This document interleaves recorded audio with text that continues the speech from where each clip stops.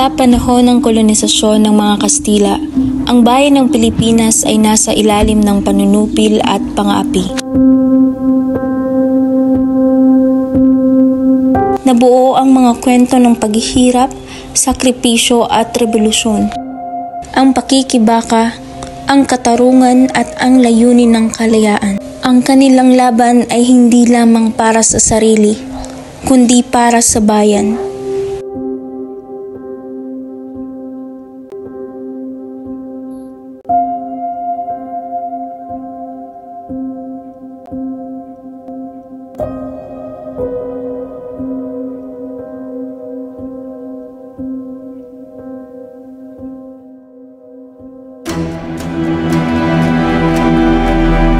Ngunit, paano nga ba makakamit ang tunay na kalayaan?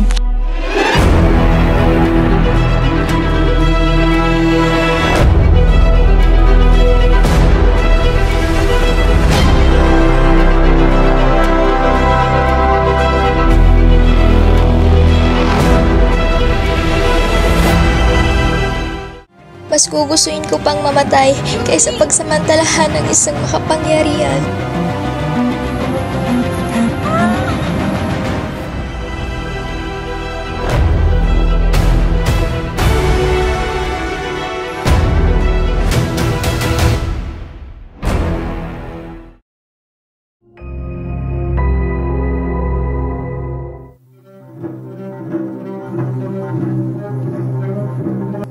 Panahon na upang tayo'y lumaban at magising. Hindi na natin maaring hayaang ang ating bayan ay sakupin at alipustahin ng mga Kastila. Sumama kayo sa akin. Simon, handa akong maglingkod sa ating bayan. Ngunit sa paraan na may katarungan, andas ba ang tanging daan? Tama si Isagani, ang kasalukuyang sistema ay mali. Ngunit may pag-aalilangan ako sa ganitong paraan. Kung hindi tayo kikilos ngayon, kailan pa? Hindi na natin kayang hintayin ang pagbabago. Tama! Ang mga Pilipino ay lumalakas ang loob. Dapat tayo maging mas maingat sa kanila. Lumalakas ang loob. Sila ay mga walang kapangyarihan. Anong magagawa nila?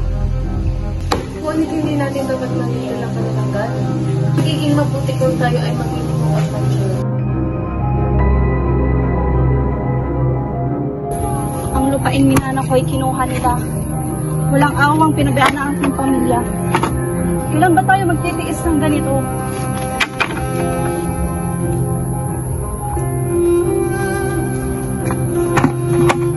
Anak, mahirap man. Ang hirap ng ating kalagayan ay hindi dapat nating daan sa lakas. Ngunit, paano nga ba tayo makakawala sa paghawak nila? Lahat ng sakripisyo ay para sa inyo upang matubos ang ating lupa.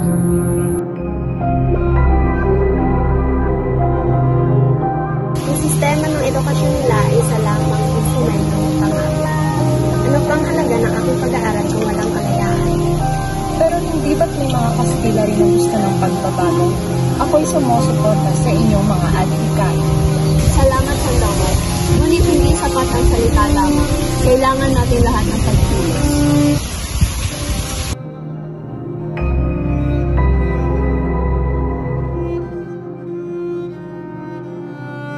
Isusulat ko na ang mga Pilipino ay hindi handa para sa sariling pamahalaan. Ang ganitong pag-aalsa ay walang patutunguhan.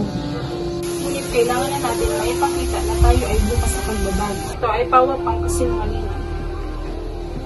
Ngunit ang kinabukasan ko ba ay nasa piling ng isang revolusyonaryo o ng may kapangyarihan?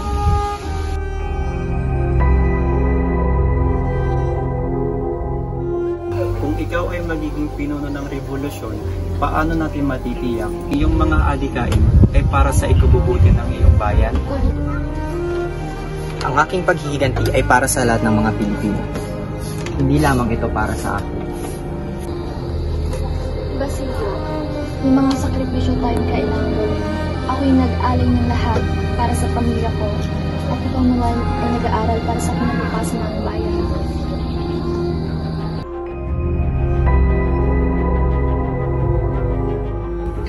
Sa bawat labang naganap, sino ang tunay na labanan? Dapat nating alalahanin ang paglaya ay hindi nagmumulasdahas kundi sa pagkakaisa at paninindigan ng bawat isa. Padre Florentino, naniniwala po ako may pag-asa pa, ngunit sa anong paraan? Ang pagbabago ay darating. Hindi natin kailangan ng dahas kundi pagkakaisa at tapang.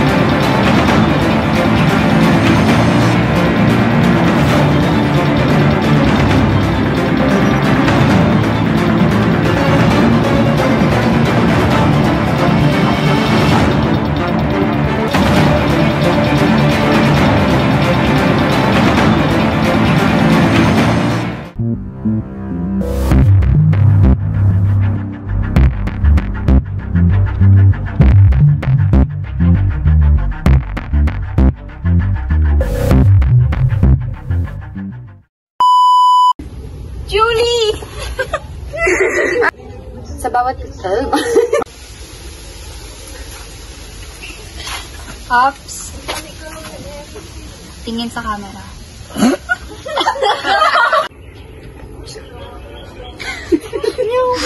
Mahali ka para sa ikabubuti ng bayan. Tama? Hindi na natin kayang hintayin ang pagbabago. Tama! Ay, hindi ko. Lahat ng sakit.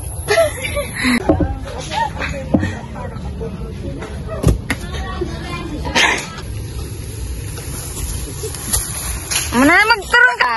Action. Magsasalita na ako.